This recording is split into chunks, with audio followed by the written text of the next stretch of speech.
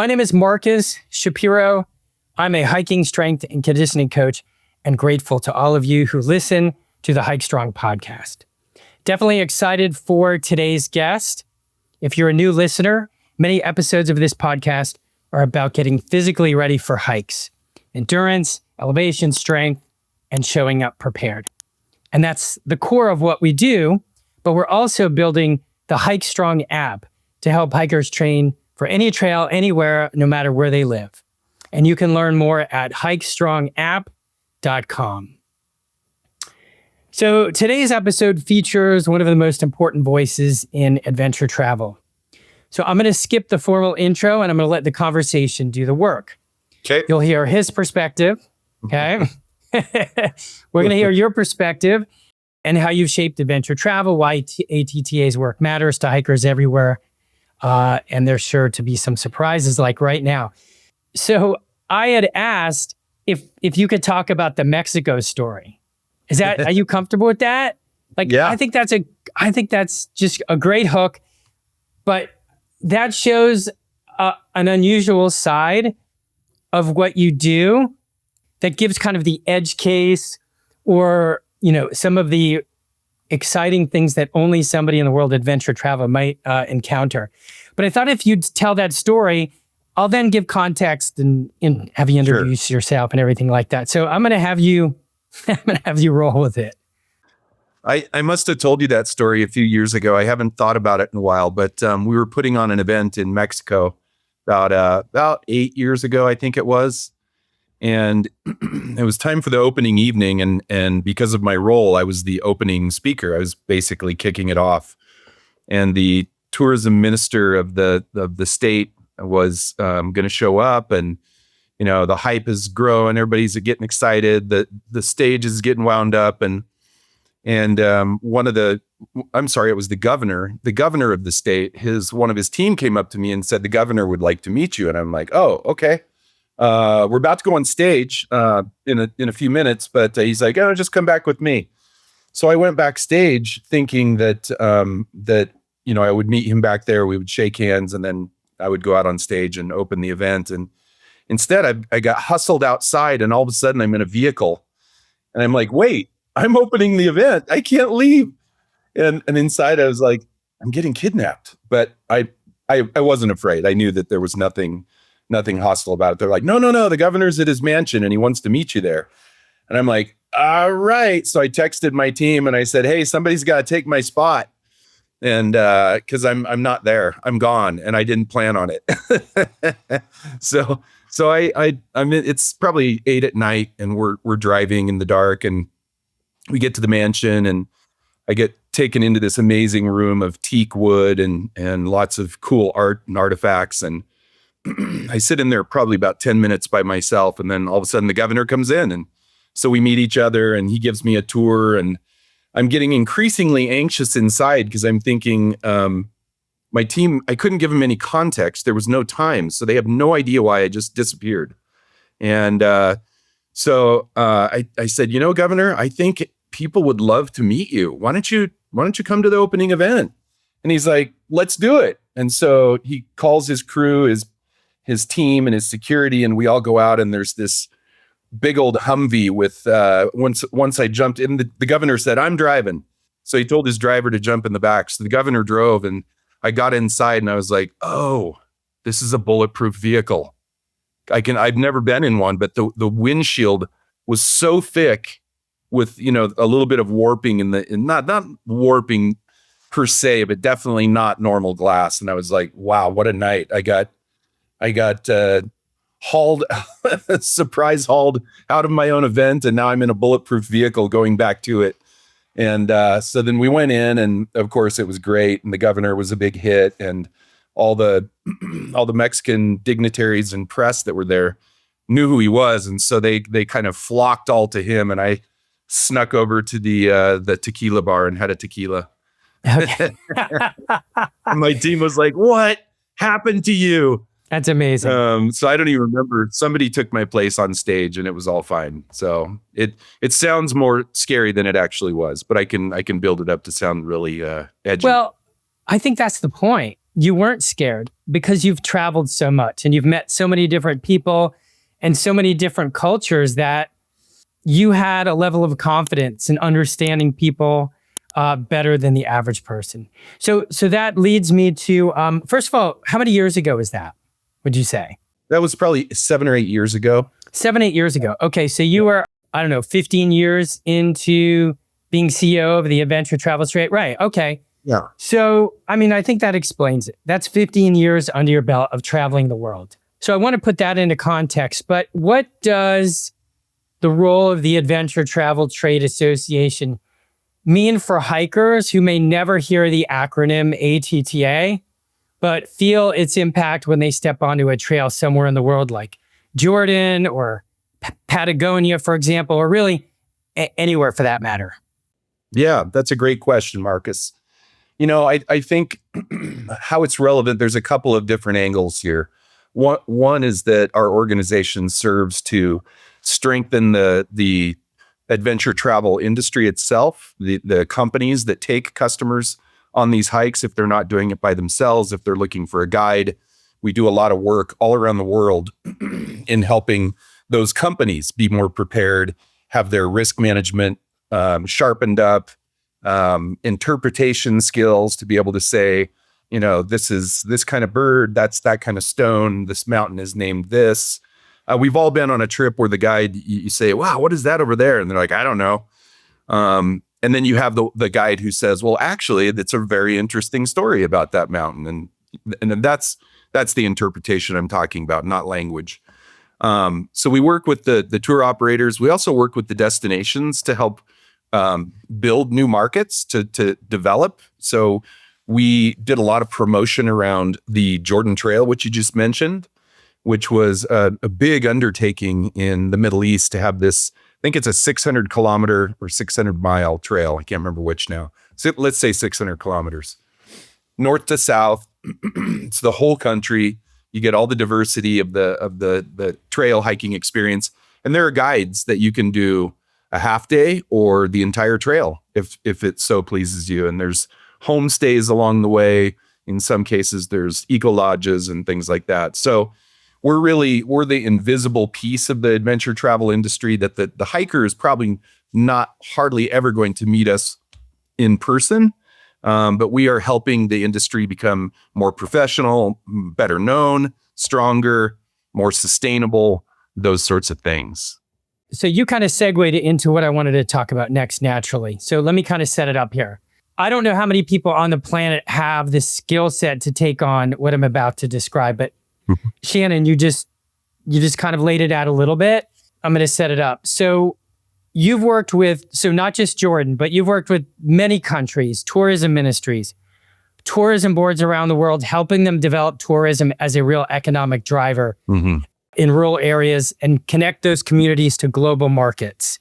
And that's like a huge undertaking. But my first question is, I mean, where do you even start when a country or tourism ministry asks you to help turn, their rural tourism into a viable economic engine?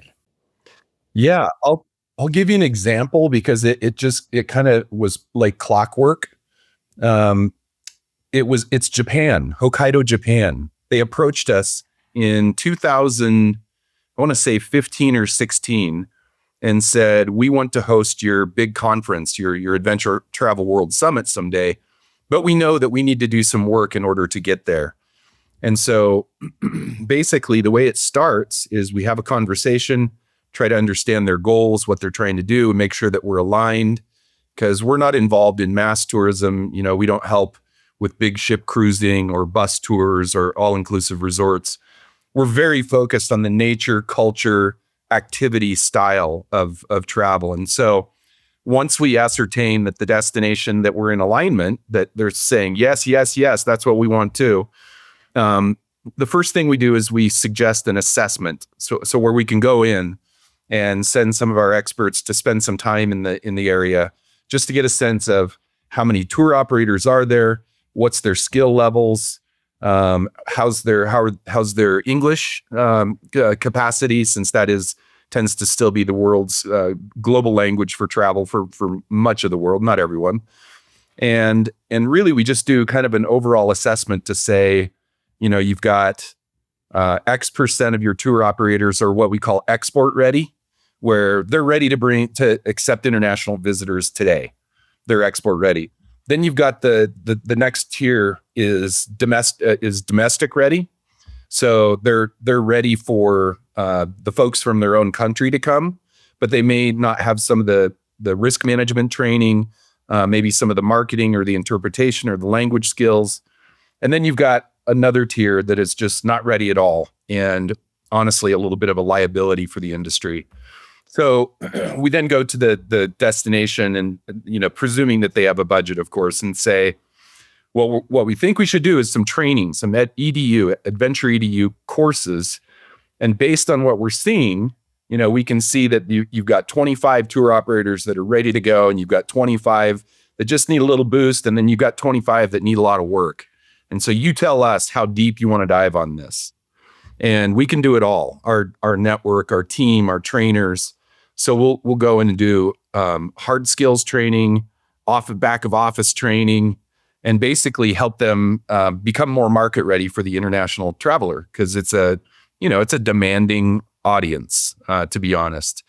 And because it's adventure travel, there's always that question of safety. If you're doing activities that include biking or hiking or climbing or skiing, you want to know that your guides are trained not only in the technical skills of the sport, but also they know what to do if there's an accident. They know what to do if weather comes in. They're ready. They're trained. They've got plan B, plan C in order in case something goes sideways. And then we basically say, okay, let's start promoting. And so this is what we did with Japan. We assessed, we trained.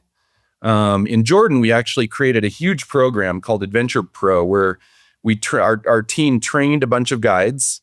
They identified the ones that were the most advanced, and then we did a train the trainer course so that they were not dependent on ATTA or Americans, that it was Jordanians running the show after we walked out the door, which is really our philosophy, is that locals should be doing the work wherever possible for all the reasons, for respect, for local economic value, all those sorts of things.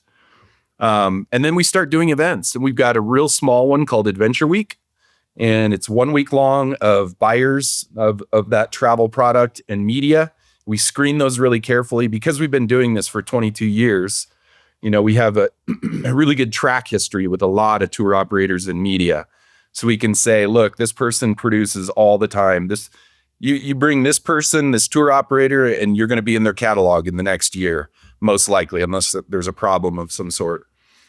And then we've got just layers up of bigger and bigger events. So Adventure Week is 1 week, about 20 people. Adventure Next is about 100 people. We bring in about 40 media and buyers.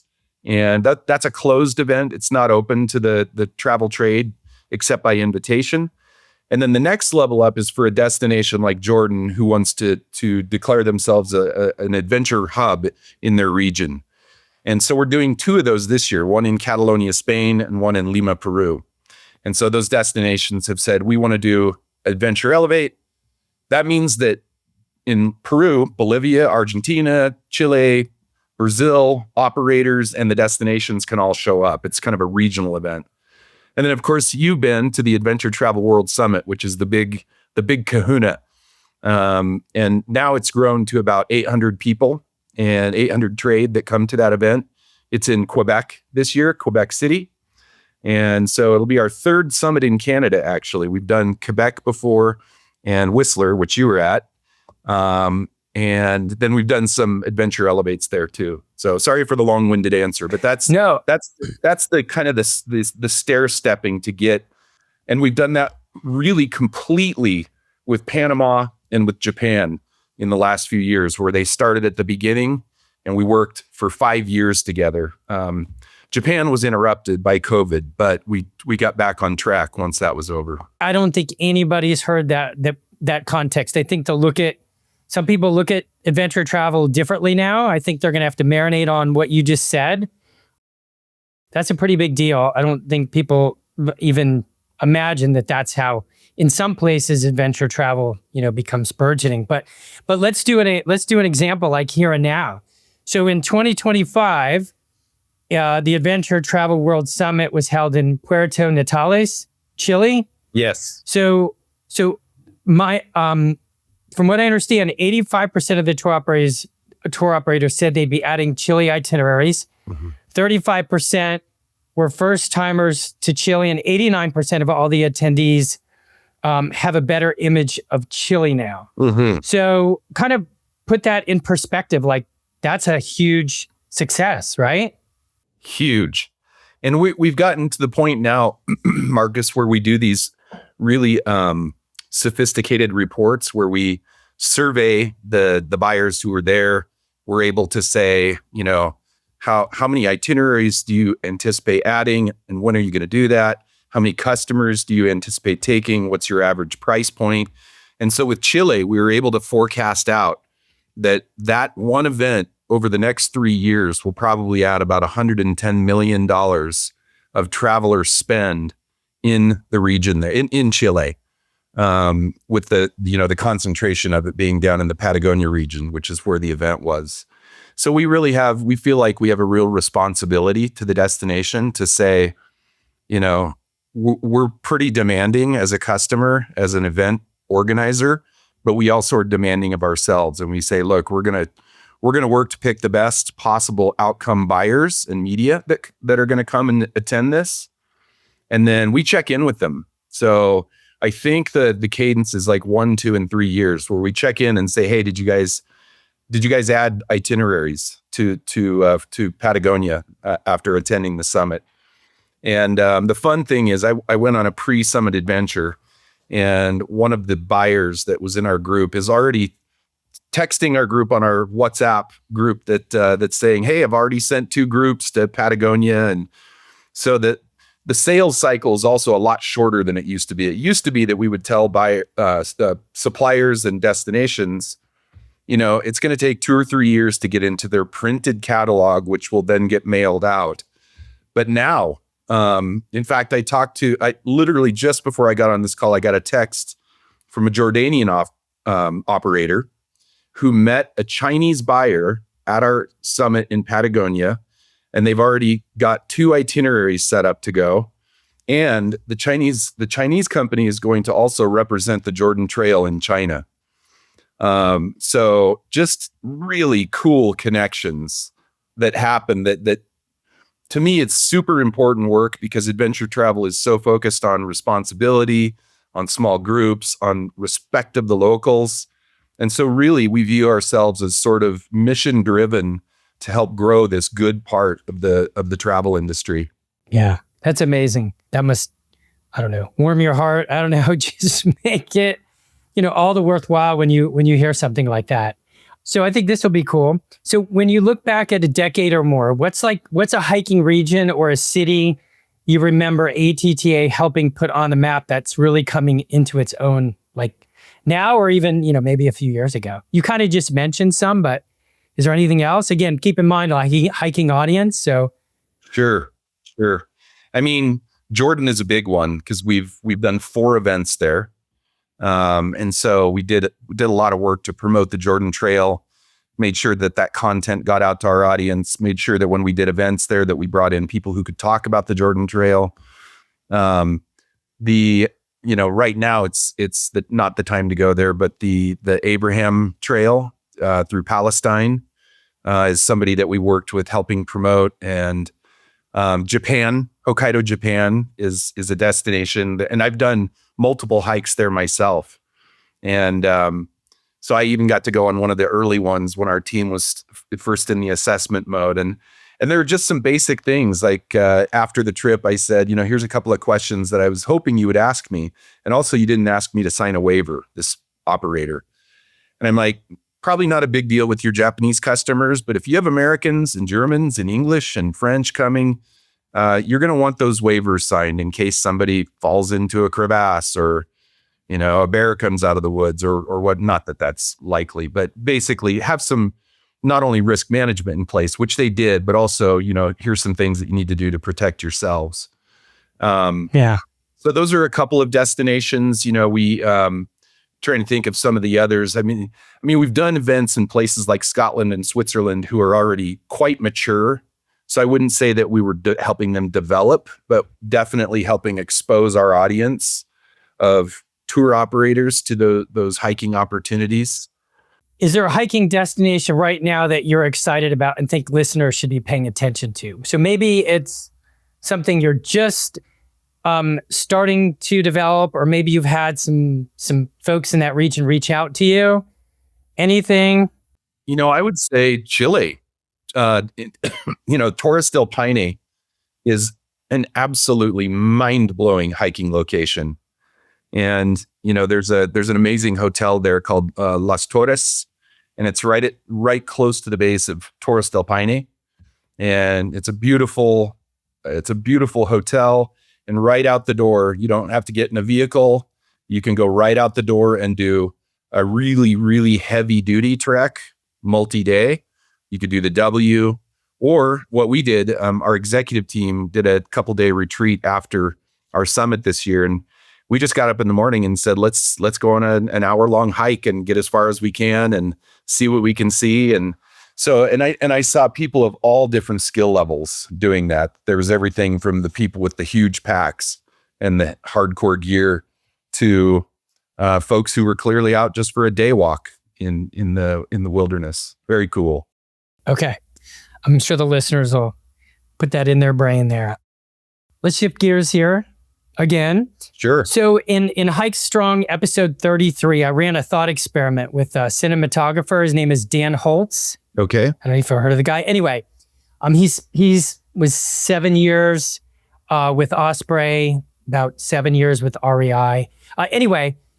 His work is all about capturing stories as they unfold in real time. But I want to revisit that idea because your vantage point is much earlier in a hiker's journey. So I'm going to set it up and I want your perspective. So imagine two people heading to Kilimanjaro. So the first is a cautionary tale. They sat most of the day at work, they exercised infrequently, and they assumed they'd figure it out on the mountain.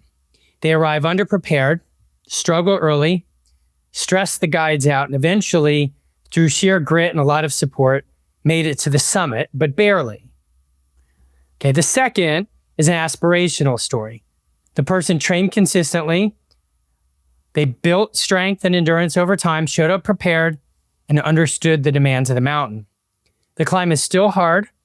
Nothing about Kilimanjaro is easy, but with just a bit of encouragement from the guides, they move steadily and they reach the summit fully present.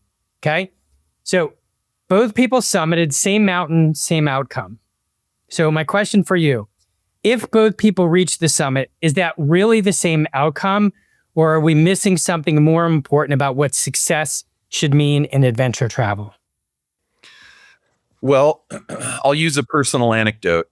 I climbed Mount Rainier with 3 people a number of years ago. And one of the guys was one of the youngest in the group. And so he didn't prepare. He was like, yeah, I'm young, I'm fit, I'll be fine. And so he didn't do any training. And I was nervous because I was in my 30s at the time. And so I trained hard. And like my daughter was probably about 40 pounds at that point. And so I put her, I had one of those packs that had max 50 or 60 pounds capacity. And so I took my daughter on hikes all the time and worked hard. I went running, I did hill climbing, I cycled, I stairmastered, I did all these things. So we both got to the top, we both summited, but I didn't throw up. He was pretty miserable a good chunk of that climb. And Marcus, I think that's one of the huge benefits. And you didn't pay me to say this, but what you offer is to help people. It's almost like trip happiness insurance, where if you go and your gear is bad and you're unprepared physically, you're going to have suffering that you didn't have to go through on that trip. But if you train properly, and a good operator is also going to ask, don't just tell me you're in good shape. I hear that all the time. Tell me, how much do you go hiking? How far do you walk? Do you have, what kind of gear do you have? A good operator is going to pepper the guest with a lot of questions. And of course, there are plenty of people who go and do this all on their own. So I'm just talking from the tour operator perspective. But in my view, the short answer is you're going to get so much, you're going to enjoy it so much more if you're not the least fit in the group. You don't have to be the most fit, but if you're the least fit, and now I'll tell on myself the opposite. I did a hike in Jordan years ago, and it was an 11-mile downhill, and I was the least fit in the group. I could not walk the next day. I had to miss the tour to see the oldest known church in Jordan, the remnants of the oldest known Christian church in Jordan, because I couldn't walk. I got up and I was in severe pain. And it was actually a wake-up call for me because I'd been relatively fit to that point, but we all age. And I had gotten to the point where I barely got to the finish line. And so it bothered me. And it bothered me because I felt like I was holding the group up. I thought I'm more likely to hurt myself. And then the next day, of course, I couldn't even go on the outing because I couldn't walk. So that's one where I wish I would have called Marcus and said, let's get me ready to go. I'm a rock climber, and my son was with me, and I found some cool rocks on that trip. And so I slipped those into his pack. So at least I put a little anchor on him to try to slow him down. Okay. Smart. So you experienced a really strong dose of what's called eccentric loading. And the result of that is what's called DOMS, which is delayed onset muscle soreness, very much associated with the downhill challenging experience. But anyway, I interviewed this guy named Chris Anderson. Does that name ring a bell? I don't know that it would, but it does ring a bell, but I'm not sure why. All right. So this was in episodes 20 and 21, and the 20 was the rise and fall of REI experiences. So that was episode 20. But anyway, just some context on Chris. So he managed all the guides before they closed the experience division at REI. Okay. As well as, he had a broader role for 7 years with the company. Okay. But in episode 21, we talked about the stress that guides experience on the trail. And he shared that roughly 30 to 50% of hiking travelers arrive unprepared. And sometimes that just means that, they can finish the hike, but struggle more than necessary. And other times it creates real problems where guides have to split groups, turning what should be 2 guides for 10 travelers in a situation where one guide is managing 9 guests and the other is effectively tied up, 1-to-1. So any comments on that? I'm sure you've heard about those stories before. Oh, totally. And I'm just going to say with no insult to the traveler, because I think we all think we're more ready to go than we are. I've heard that with so many different kinds of tour operators. I did a 13-day motorcycle tour on the west coast of Ireland. And the guide one night around the fire was just like, you would not believe how unable to ride a motorcycle some people are. And they show up here and they tell us in advance, oh no, I ride bikes all the time. And then all of a sudden they're going off the side of the road and crashing in the ditch because they don't actually know really how to ride a motorcycle. I've heard the same thing with equestrian experiences where one guide I know said she had a celebrity guest who's like, I'm a great rider. So I don't want to wear a helmet because they're going to film me and my hair's going to be flowing in the wind. And the guide was just like, you're wearing the helmet or you're not getting on the horse. That's the rule. Because if you fall and break your head, it's going to be on me because I didn't do my job. So it's not just hiking. It's very common. And I think that's where, a service is really helpful to help assess where people are at. And then I know of an extreme story where 2 people showed up for a trip that they were so far out of the league so far below the league of a very difficult hike through the deserts of Libya that the tour operator was just like, I'm sorry, I'm not taking you. I'll refund your money, but I cannot take you on this trip. It's going to actually put your life at risk. This is a serious trek. And these 2 people showed up very overweight, very unprepared. I think they thought they were just going to ride on camels and Jeeps the whole time, even though the whole thing was billed as a desert trek. So a good operator will also make calls like that and just say, I'm sorry for my safety, for your safety, for the other guest's safety. And, the more extreme it gets, obviously, the more serious it is. Like an Everest, there's going to be an Everest group, and there's one person who is clearly completely unqualified to do that trip. Good guides will say, I'm sorry, I cannot take you on this. It puts everyone's life at risk. Yeah. And obviously there's lots of, and this is where, the mid-market of adventure travel, so many operators are so great because they can sit down with their guests at the beginning and say, in fact, I just had this happen to me. I did a pre-summit adventure in Chile on Easter Island. And 2 days before I went, I rolled my ankle so bad, I thought I was not going to be able to walk. And I got there and I just told the guide, I'm like, if you need me to stay behind on any of these, day outings, I'll do that. I don't want to harm anybody else's experience. And she's like, no, we actually have different layers too. So one day she said, okay, we have two choices. We can go 3 miles and see XYZ, or we can go 6 miles and see XYZ ABC. And I said, I have to be honest, there's no way I'm going to be able to do 6 miles. So I'll just stay back in town and you guys go. And they're like, no, we're a team. Let's do the 3 miler. No big deal. But that's a good operator that says, I've got options for you. Mm-hmm.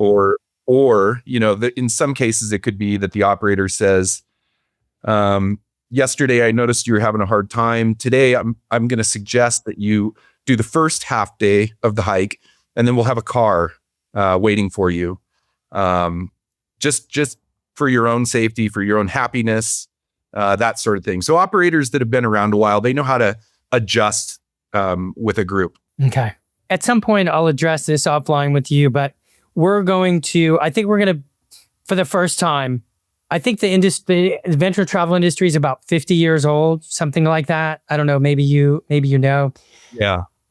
I don't think the fitness thing has been solved at scale. I do believe with the interviews I've done with the tour operators, I think the HikeStrong app is at this point has the ability to potentially solve that fitness issue at scale. But I'll share that with you another time. That's great. Okay, so this is a total hypothetical. So put your brain in a different perspective, okay? Yep. Let's say that if every traveler showed up physically prepared for the terrain and challenges of a trip, 100% every time, how would that change the experience for tour operators across the industry? Makes their job easier, makes their job more fun. It usually will also mean that there's more time at the end of the day. So if you're going, let's say you're doing hut to hut in Peru, and your group is so slow that you straggle into your hut after dark, well, you missed seeing a bunch of things along the way. If the group is able to keep a faster pace, then the tour operator can say, hey, we're going to get to the destination an hour early. And so for those of you who still have energy, I'm going to show you my favorite secret spot near our lodge where we can go look at this thing. And so I think it just makes the trip better. It's easier for the tour operator. They're not as concerned about risk management issues. I did hear of a difficult story from a few years ago where there was a guide who was not really trained very well. And it ended up a group got really separated. Half the group ran out of water. They really suffered. Everybody's fine. But, we had to talk with that operator and just say, you guys have some training issues with your guides where you can't leave guests alone on a trail and no water source for them to get access to. This is kind of basic tour operation. So, but that's pretty rare in our space. Most of the operators that are part of our world are just very experienced. They've seen it all. They've done it all. They know how to deal with the challenges, and they also know how to help prep people and also screen to make sure, especially if it's a really demanding trip, they're going to say demanding. Actually, a funny side story that's not hiking, but biking is that now with e-bikes, you can actually have a very mixed fitness group. And we had one of those in Chile where one of the guys that went, he admitted, he's like, I'm not a biker. I'm not a cyclist. And they're like, you, sir, are going to take an e-bike. And he had a blast. And then the hardcore cyclists and him were all able to be on that same trip.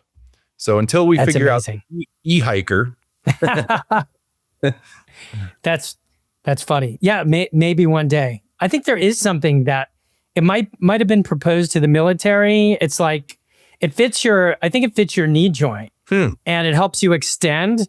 And it helps. It actually, I think, does the movement for you. I don't know, but anyway, anybody can go look that up. Maybe. Okay, so let me set this next thing up.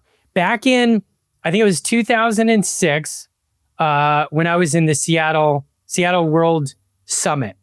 Yep. And so I had a list of all of the tour operators I wanted to talk to, and I'm not going to tell you the guy's name.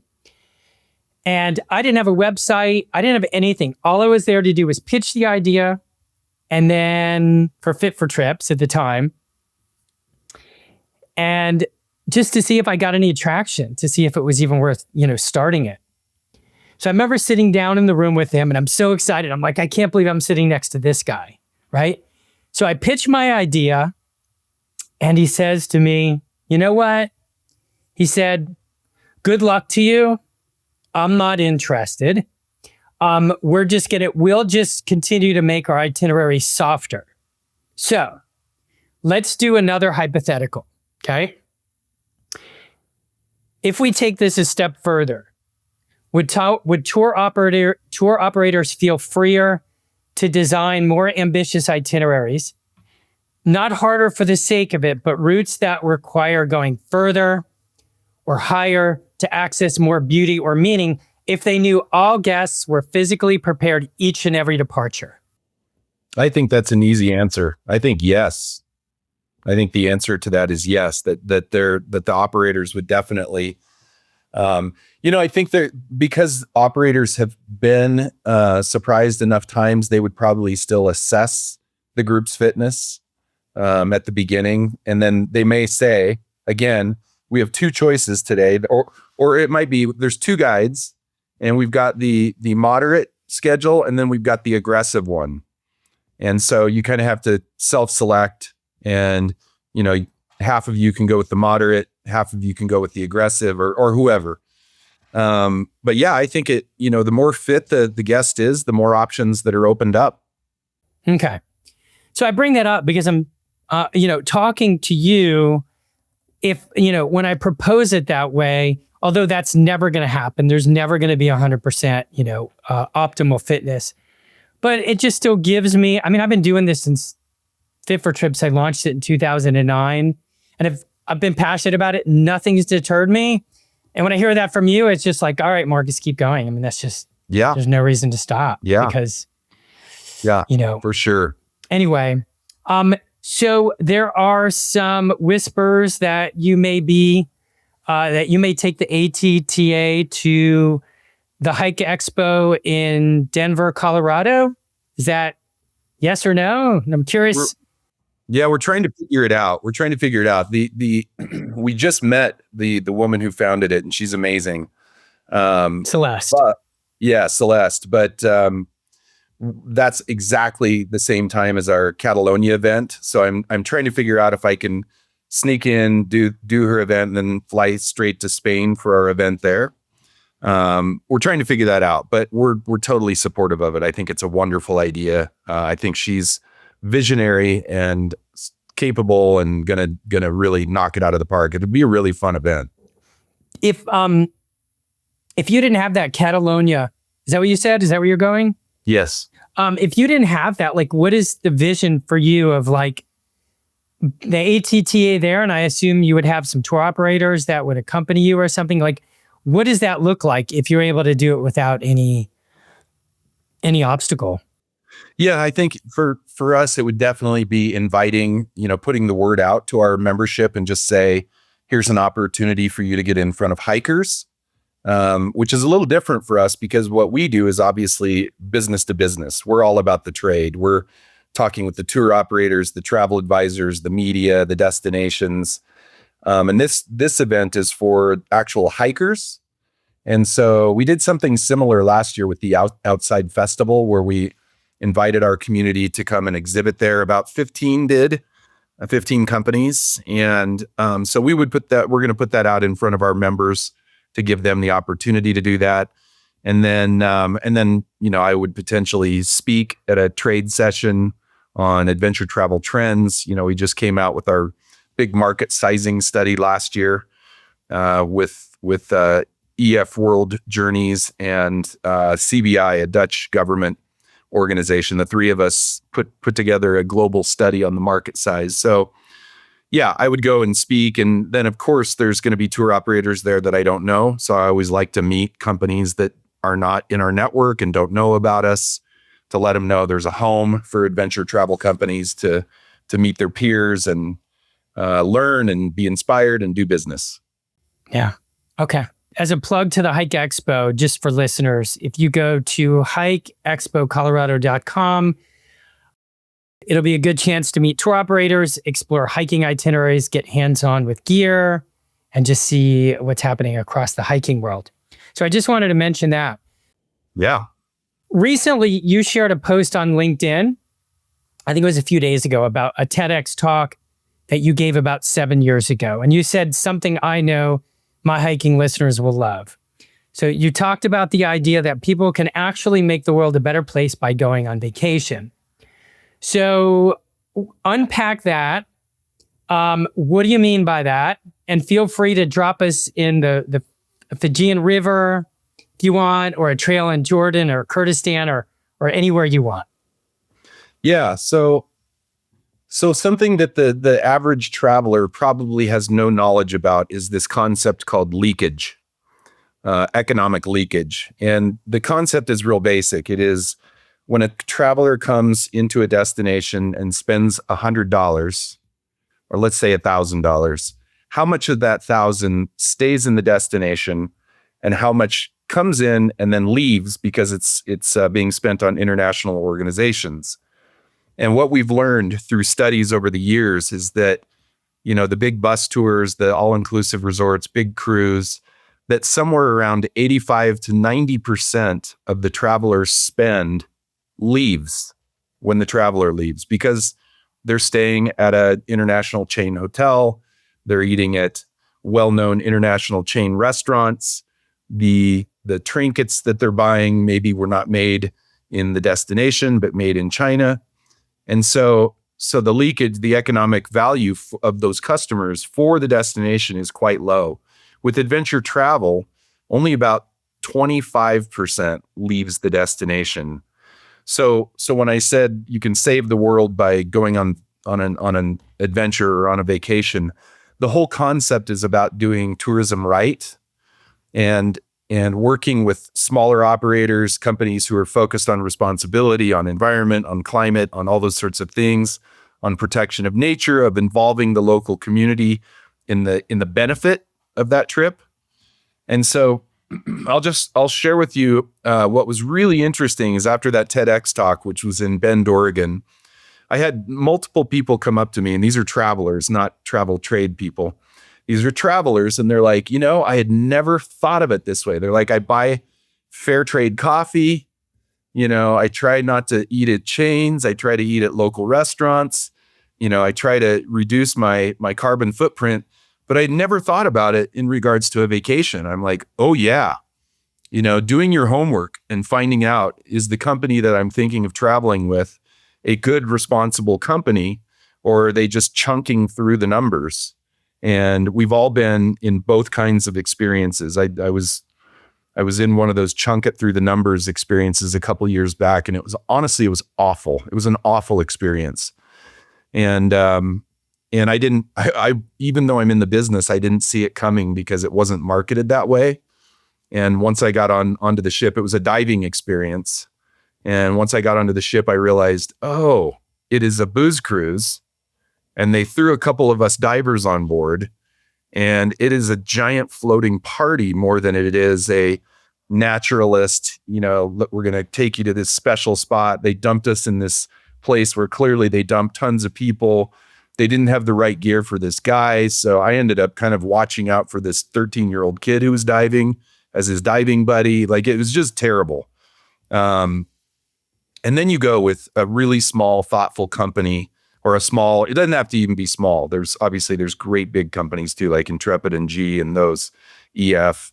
But you go with somebody who really is focused on doing travel right. And you're going to have a much better experience because it is going to be meaningful. And B, you're leaving something behind that's helping the destination, helping the local people. It's very feel good versus doing a mass tourism experience that's owned by an international organization and just kind of feeling like, I didn't really want to do this with 1,000 of my best friends. And so, doing homework in advance. And I always recommend that people ask, don't ask, are you responsible and sustainable? Say, tell me about how you work with the local community and how local people are involved in your operation. Tell me about your environmental initiatives. And if they can talk about those with ease and detail and passion, that's probably the right company.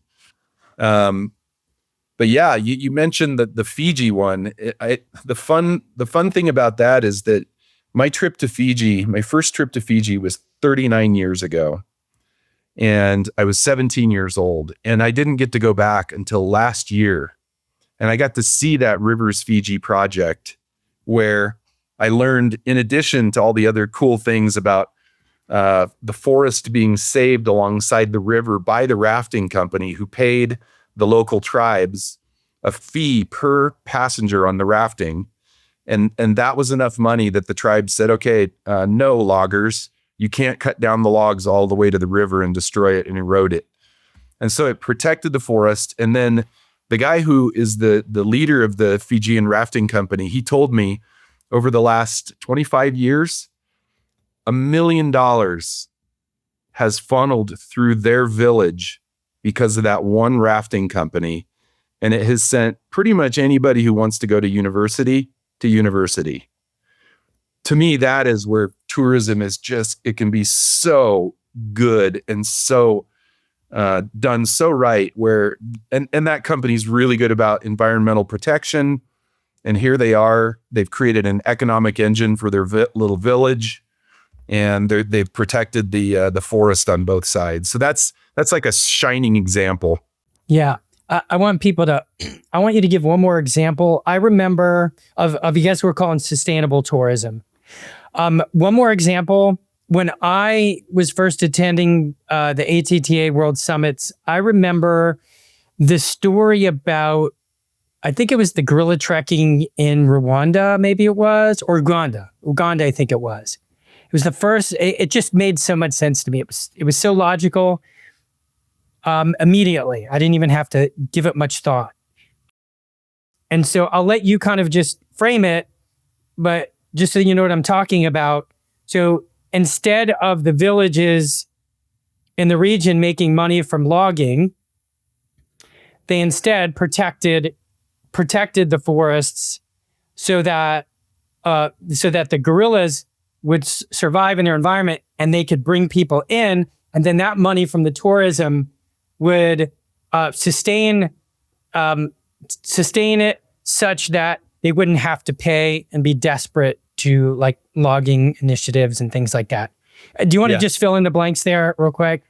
Yeah. I mean, this is an often retold story in Uganda, Rwanda, and Namibia, where former poachers have been able to have worked with organizations like the World Wildlife Fund and understand that if they protect those animals, there's more money coming for the long haul than if they kill them and eat them as bushmeat, for example, or cut down the forest to plant crops in that really sensitive habitat where that animal lives. And so there's a really strong case that without tourists, without travelers, things like the Rwandan gorillas, the tigers in India would be at much more risk, because one of my friends is involved in tiger conservation and tourism in India.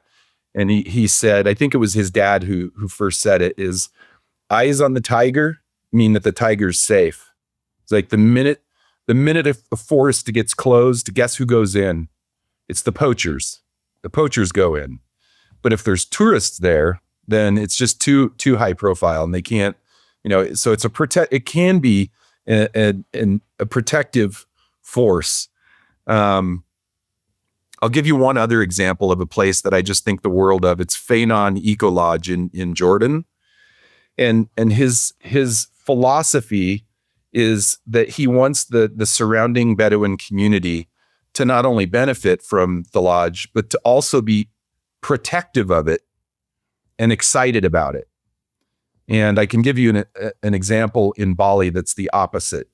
But in Jordan, at Feynan Ecolodge, he said, for example, the bread that's at our meals, 3 meals a day, that's not coming from my kitchen. There's a local lady down the road. We went and made sure all the safety and food handling protocols were in place. And it's her business, and she's proud of it. And so she feels protective of our lodge, as do her children, who know that their living is coming from the guests that are coming to that lodge, but it's their mother who owns the business. He said, our drivers, it's the same thing. They're not our drivers. We hire them. Or we bring them in, and then they work with the guests, and then they're proud, and then they feel protective of us. This opposite example in Bali was and I don't even know the name of the hotel. I just heard somebody speak on it, how it was a super high-end resort, all these infinity pools, tons of water usage, while the villagers around are obviously in abject poverty. The water table had dropped so much that the water that they had access to was terrible. And then here you've got this opulent, wasteful 5-star resort, and it got ugly. And the locals cut the water line to the lodge, and then the lodge brought in armed guards. That is not the right model for adventure travel. So I love the Feynan Ecolodge model, where they're like, we're gonna employ as many people, we're gonna give job opportunities to as many people as we can around here, and let them have their own businesses. Yeah, that's amazing. Makes sense. So I want to share the mission statement that my co-founders and I have crafted for HikeStrong, and you'll see why. It's to help hikers train anywhere to crush any trail, bringing more people into nature, enabling guides to do their best work, and setting a new fitness standard for the adventure travel industry. So I really appreciate how much ATTA has broadened my own view of the world beyond just hiking and hikers, because the first part of our mission came naturally. It's pretty obvious to me and my founders, and that's helping hikers get in shape to crush any trail. But the second part didn't come automatically. It came from being influenced by the ATTA, understanding adventure travel, kind of seeing the bigger system, guides, destinations, sustainability. And that's why we added enabling guides to do their best work and setting a new fitness standard for the adventure travel industry. So, I generally appreciate the work ATTA does. As just a passionate guy about getting people in shape for hiking, if I didn't know about ATTA, it would have been, hey, let's just get people in shape to crush hiking. But it's much broader than that. And I'm really excited to share that mission, Thank you, Marcus. That means a lot. Good. I wanted to share that with you because I take so much pride in it. When our founders were when we were kind of having one of our meetings and we were talking about our mission, I think at first that second half, it didn't resonate with them, but I think they trust me because I've been in the industry for so long, and we all agreed that that's something we do need to tack on there. So anyway, I just wanted to share that with you. So thanks for listening. I appreciate it. Absolutely. And I'll share that with my team too. Then I always like to, when I get some praise about ATTA, I always like to share it with my team, because what we do is hard. It's actually very complicated. It looks like all fun for some of my friends who are mostly working out of offices, but it's a complicated, difficult business to do. We have team members in 13 countries, members in 100 countries. And, we run across all kinds of challenges politically, geographically, geopolitically, et cetera. So anytime we get praise, I share it with the team to remind them, you've got a mission, got a mission here. Well, that's great. Well, thank you. Shannon, I was going to get into a COVID story. There was maybe we'll meet another time. It was a recording you did back in March of 2020. Well, let me just say this. Yeah. You said, let me see if I can find it. We won't have to get into it deeply, but I'll make a point here. So back in March of 2020, when everything was shut down, you shared a video on LinkedIn. I think it was LinkedIn. And you said, tourism is coming back. It always does, but it will look different and we don't know when. So that was your quote. I was going to ask you a question about that, but I just found that so amazing that in March of 2020, like so many people thought the world was never going to open back up again. And you had that quote. Now, I don't know if you were faking it, but I believe in my heart that you did believe that. Yeah. And that's just amazing that you thought adventure travel was durable enough that at some point it was going to get back. And look at today. Yeah. In 2026, like, everything that you guys are doing and what adventure travel, the popularity of it. So good on you, man. You know what the heck you're talking about. That's for sure. I mean, I won't lie. It was very scary. I could tell in your voice. Well, the day that we found out that our Australian summit was going to be canceled because of COVID, and we rely on that annual event for our own survival. And so when that happened, my heart dropped. And then one of our team passed away from COVID, so we were traumatized by that. It was a beloved member of our team, but I was just looking at the past, at history, and how you take a horrible event that happens in a location where the tourism immediately dries up. It will always come back. It just does. I think about Tunisia and the horrible, slaughter of tourists there. This is a long time ago, but tourism comes back, and there's geopolitical unrest somewhere. Tourism comes back. Sometimes it takes longer than other times. I think adventure travel is uniquely positioned to weather those storms because, first of all, the travelers are more adventurous.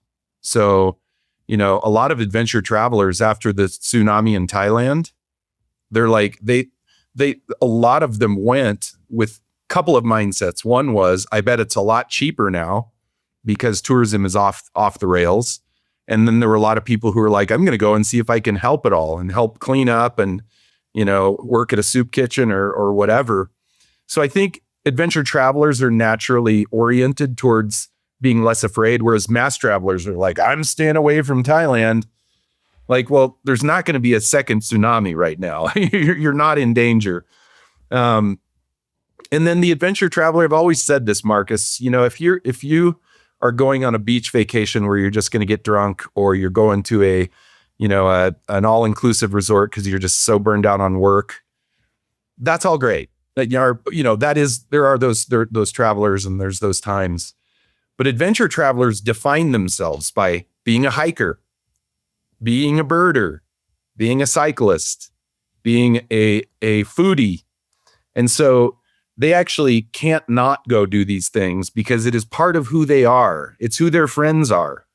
And it's not necessarily the same when you're talking about somebody who's just going to buy the cheapest flight imaginable and flop on a beach. That doesn't define them. But you're a hiker, I'm a hiker. I'm a stand-up paddleboarder. I am not an ice climber. I actually got cheap ice climbing gear years and years ago when I worked at a gear company. And I was so stoked because I got an incredible deal on boots and crampons and, ice axes and all the gear. And I went one time and I went, heck no, this is not me. I was in fear the entire time. I immediately sold all my gear. Well, in the industry, that's what they call hard adventure, isn't it? Yeah. Soft adventure, hard adventure, and maybe there's some in between. I don't know. Right. Well, and what we're finding now, Marcus, I'll leave you with one last idea. Yeah. This comes from one of our advisors. He calls it the dim sum experience of travel. how people used to say, I'm going to go on this 20-day cycling tour in Italy. There's less and less than that. And now people are like, I want to hike. I want to see a couple of museums. I want to have some amazing food. I've heard there's good birding in this region, or, can I do one day of rafting? And so they're dim summing, they're taking bites of a bunch of different things. And so it in our most recent study, we found that 2/3 of travelers are at least open to adventure, even if they're not hardcore and they're not planning necessarily a hiking trip. When they're sitting in that little Spanish village and they find out that there's some really cool trails to a waterfall, they're like, I would like to do that. I would like to do that. I want to earn my paella.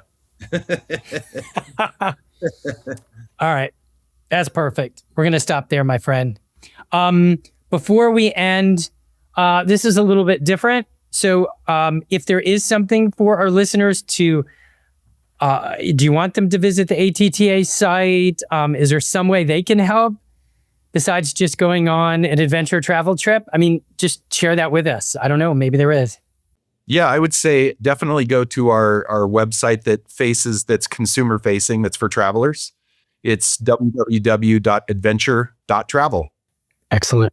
And you can find a bunch of great operators there. You can get an inspiration. There's some content. You can get ideas. And we know that people will go through there and get inspired and find a tour company that resonates with them. Okay. So those are all members of the ATTA, correct? All those tour operators? That's right. Excellent. My friend, I'm so excited to have reconnected with you. Thank you. Likewise, Marcus. For your time. I'm so grateful. Yeah, I'm grateful too. I really appreciate you reaching out, and I look forward to crossing paths with you in person. Absolutely, my friend. Okay. It was great to meet you. I'll be in touch. Take care. That concludes this episode of the HikeStrong podcast. I'm committed to keeping all of the episodes for free. All I ask is that you subscribe to the podcast and leave a review. And don't forget to share this podcast with your friends. My goal is to build a vast community of hikers with the confidence to crush any local or global trail. I hope you will join me in this endeavor. So until next time, train, hike, repeat, and as always, I'm here to support you every step of the way.